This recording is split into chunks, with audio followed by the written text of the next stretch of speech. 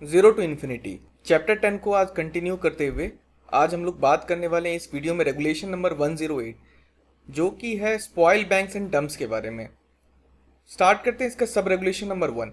सब regulation number 1 है while removing overburden the top soil shall be stacked at a separate place so that the same is used to cover the reclaimed area. अब यहाँ basic सा question है कि ये sub regulation 1 बनाने की ज़रूरत क्या पड़ी। टॉप सॉइल जो होती है ना वो सबसे प्रेशियस चीज़ होती है, मतलब हज़ारों साल लगते हैं 1 सेंटीमीटर टॉप सॉइल बनने में। माइनिंग एक्टिविटी में जनरली क्या होता है, जहाँ पे इरिस्पॉन्सिबल माइनिंग होती है वहाँ टॉप सॉइल को कहीं भी वेस्ट डंप के साथ में मिक्स करके डंप कर देते हैं। लेटर ऑन अल्टीमेटली जब रिक्लेमेशन करना होता है, यानी कि लैंडस्केप को उसके ओरिजिनल फॉर्म में लेकर आना होता है, उस समय वहाँ पर वेजिटेशन उगाने तक के लिए भी सॉइल नहीं मिलती है। और आपकी जानकारी के लिए मैं ये बता दूं कि टॉप सॉइल को अलग से प्रिजर्व करना कोल माइंस रेगुलेशन का तो पार्ट है ही, साथ में ही ये इन्वायरमेंटल क्लियरेंस जो मिलती है उसका भी एक पॉइंट होता है। ओके, सो सब रेगुलेशन 1 के हिसाब से करना क्या है कि टॉप सॉइल यानी ऊपर की जो भी सॉइल है उसको निकाल कर एक सेपरेट जगह पे स्टैक कर देना है। लेटर ऑन जब भी रिक्लेमेशन की एक्टिविटी होगी तो ये टॉप सॉइल वहां पे यूज की जा सके।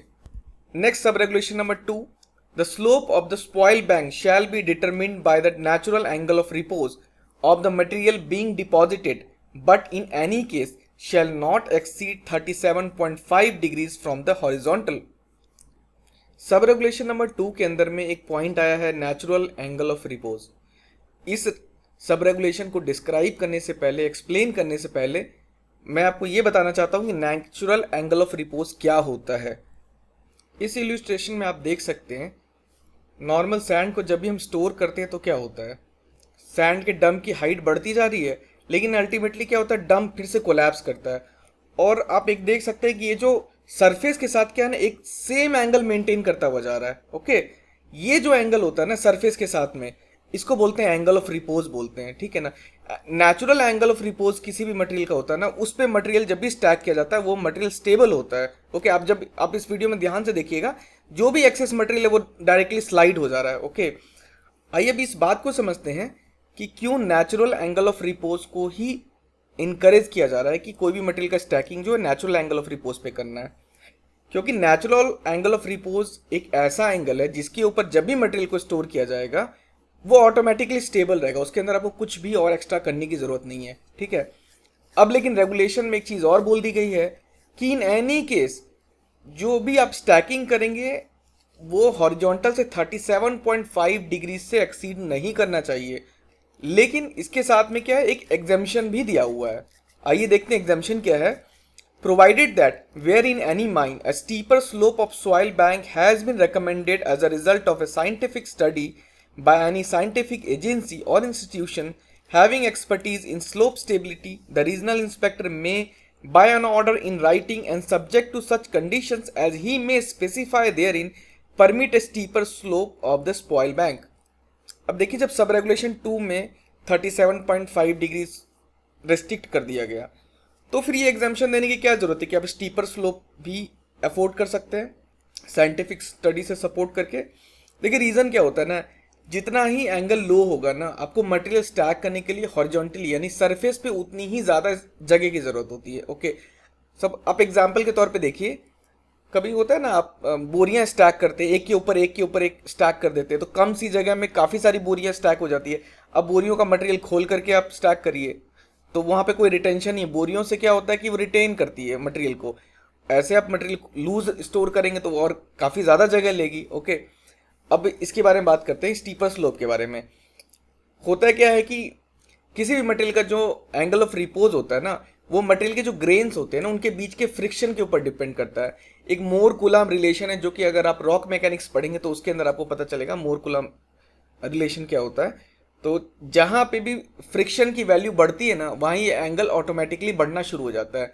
यानी कि अगर ज़्यादा फ्रिक्शन है तो और हायर एंगल पे मटेरियल को स्टोर किया जा सकता है। अब कोई माइन में अगर ऐसा होता है कि वहाँ पे किसी ने साइंटिफिक स्टडी कंडक्ट कराई, वहाँ की मटेरियल को साइंटिफिक एजेंसी ने टेस्ट किया, जिनको की एक्सपर्टीज थी स्लोप स्टेबिलिटी में, ठीक है, वो अगर ऐसा रेकमेंड कर दे अपने रिपोर्ट में कि नहीं यहाँ पे 37.5 डिग्रीज के बियॉन्ड भी, सपोज 40 डिग्री या 42 डिग्री या 45 डिग्री पे भी पॉसिबल है यहाँ पे मटेरियल को स्टैक करना। तो ऐसी रिपोर्ट को जब भी रीजनल इंस्पेक्टर को सबमिट किया जाएगा, उनसे रिक्वेस्ट की जाएगी, जो भी प्रॉपर प्रोसीजर होगा एप्लीकेशन का, उसके बाद रीजनल इंस्पेक्टर जो होंगे इन राइटिंग में एक ऑर्डर इशू करके और जो वो कंडीशन चाहें वो कंडीशन लगा करके स्टीपर स्लोप को भी परमिट कर सकते हैं। यानी कि रेगुलेशन में लिमिट 37.5 डिग्री होने के बावजूद भी आगे स्कोप छोड़ा गया है। अब आइए इसके नेक्स्ट सब रेगुलेशन की बात करते हैं। Sub regulation number 3, loose overburden and other such materials from open cast workings और अदर रिजेक्ट्स फ्रॉम वॉशरीज और from other sources shall be dumped in such a manner that there is no possibility of dumped material sliding।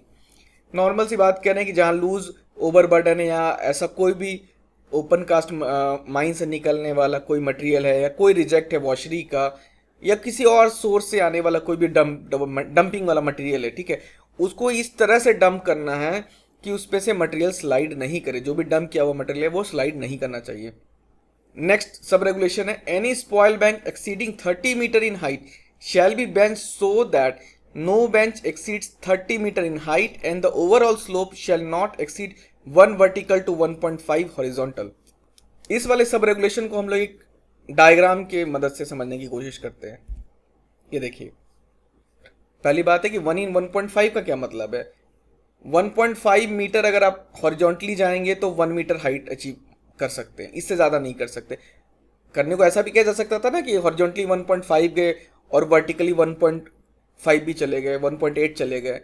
तो basically ये जो angle theta आप देख रहे हैं, ये थीटा एंगल ऑलवेज चेंज होता जाएगा। ओके, तो ये थीटा 1 in 1.5 का मतलब अप्रॉक्सीमेटली tan इनवर्स अगर आप निकालेंगे तो 33.69 डिग्री पे आता है ये। ओके, अब आप ये देखिए कि ये ब्लैक कलर में यहाँ पे ये हमने मार्क करके ground surface. Okay, ground surface पे एक ये जो एंगल की लाइन है ये 33.69 डिग्री पे ड्रॉ की गई है। ओके, अब वर्टिकली हमने इसको 3 सेक्शन में डिवाइड कर दिया, 30 metre, 60 metre and 90 metre. Okay, अब जब भी हम डंपिंग स्टार्ट करेंगे तो द मोमेंट हम 30 मीटर की हाइट अचीव करते हैं, ठीक है ना, ये है मान लीजिए 30 मीटर की हाइट, 30 मीटर की हाइट अचीव किए, तो अब हम लोग करने को क्या भी कर सकते थे कि इसी एंगल को और आगे बढ़ाते, डंप इस के कंटिन्यूएशन में बढ़ते चला जाता।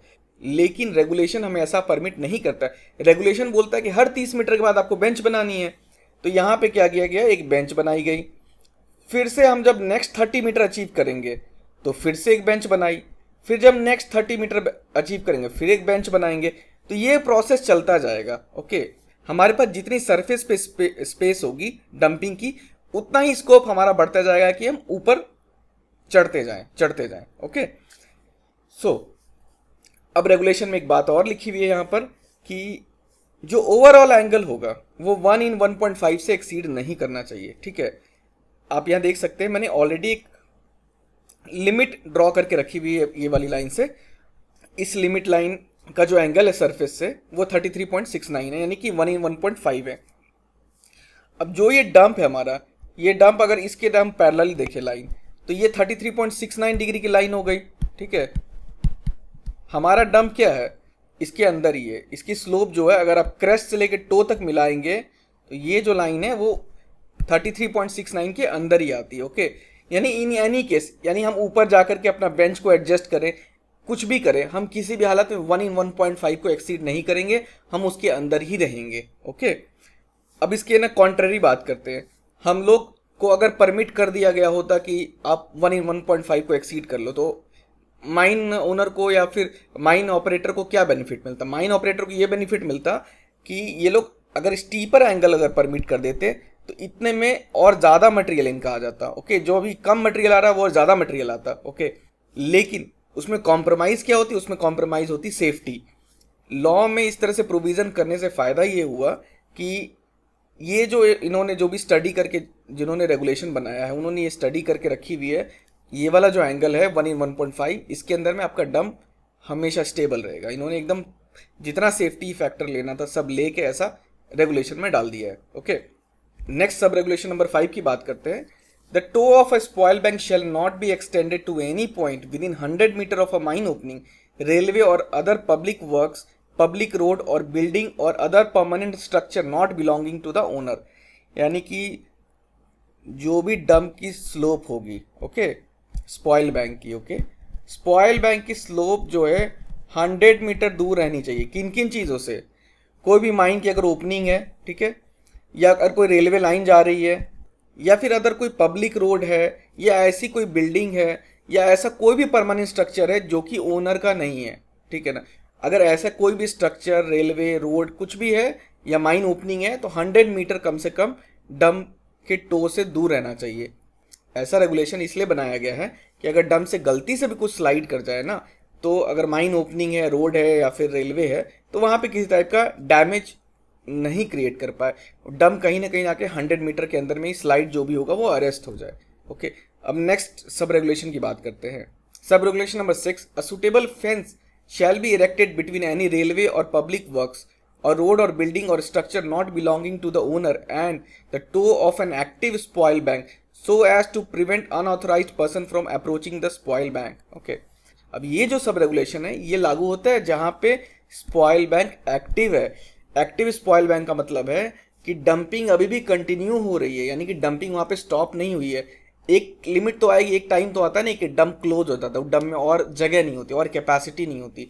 लेकिन अगर ऐसा कोई स्पॉइल डंप है जहां पे अभी डंपिंग कंटिन्यूड है, वैसे केस में जो स्पॉइल बैंक है, ठीक है, और उसके बीच में अगर कोई रेलवे लाइन पड़ती है, कोई पब्लिक रोड है, कोई ऐसा स्ट्रक्चर है या बिल्डिंग है जो कि ओनर का नहीं है, तो उन दोनों के बीच में क्या करना है, एक सुटेबल फेंस को खड़ा करना है ताकि जो भी अनऑथराइज्ड पर्सन है रोड से, रेलवे से या फिर कोई अदर बिल्डिंग से, वो एक्टिव स्पॉइल बैंक की तरफ आ नहीं सके, अप्रोच नहीं कर सके। नेक्स्ट सब रेगुलेशन नंबर 7 है, नो पर्सन शेल अप्रोच और be permitted to approach the toe of an active spoil bank where he may be endangered from material sliding और रोलिंग डाउन द फेस। अब sub regulation number अगर आप 7 पढ़ेंगे ध्यान से ना, तो आपको क्या समझ में आएगा ना कि इसमें स्पॉइल बैंक को एक तरह से अप्रोच करने के लिए परमिट भी कर रहा है और रोक भी रहा है। अब देखिए रोक कब रहा है, पहले उसकी बात करते हैं। अगर कोई एक्टिव स्पॉइल बैंक है, ओके, तो उस पर्टिकुलर केस में अगर एक्टिव स्पॉइल बैंक का कोई ऐसा पोर्शन है जहां पर क्या है कि मटेरियल की स्लाइडिंग हो सकती है या कि फेस रोल डाउन कर सकता है, ठीक है, वैसे पर्टिकुलर कंडीशन में वो जो एरिया होगा ना, वहां पे किसी भी पर्सन को अप्रोच करने की परमिशन नहीं होनी चाहिए। अब सेकंड केस क्या आता है ना कि एक्टिव स्पॉइल बैंक है, ठीक है, लेकिन एक्टिव स्पॉइल बैंक का मान लीजिए पीछे वाला पोर्शन है जहां डंपिंग का एक फेस होगा और डंपिंग एक ऑपोजिट फेस भी हो सकता है, जहां पे बाय एंड लार्ज ऐसा कह सकते हैं कि वो वाला पोर्शन स्टेबलाइज कर दिया गया है। वहां पे मान लीजिए कोई प्लांटेशन का वर्क है सपोज, तो वैसे काम के लिए हो सकता है वहां परमिट कर दिया जाए। उसके लिए सब रेगुलेशन नंबर 7 बार नहीं करता है। सब रेगुलेशन नंबर 7 बार करता है बस उसी जगह के लिए जहां पे मटेरियल स्लाइडिंग और फेस के रोल डाउन होने का खतरा है। ओके, सब रेगुलेशन नंबर 8, इसका last, adequate precaution shall be taken to prevent failure of slopes of the spoil banks और डंप्स। पॉइंट तो बहुत छोटा से लिखा है सब रेगुलेशन नंबर 8 में, लेकिन इसकी मीनिंग बहुत बड़ी है। यानी आपको वो सारे प्रिकॉशन लेने हैं जो भी पॉसिबल हो सकते हैं, जो भी ज़रूरत हो सकते हैं, ताकि जो स्पॉइल बैंक और डंप की जो स्लोप है उसके फेलियर को बचाया जा सके, जिससे, ठीक है ना, नहीं फेल नहीं होने देना, उसके लिए आपको सारे प्रिकॉशन लेने हैं। तो ये एंड होता है regulation number 108। Thank you very much.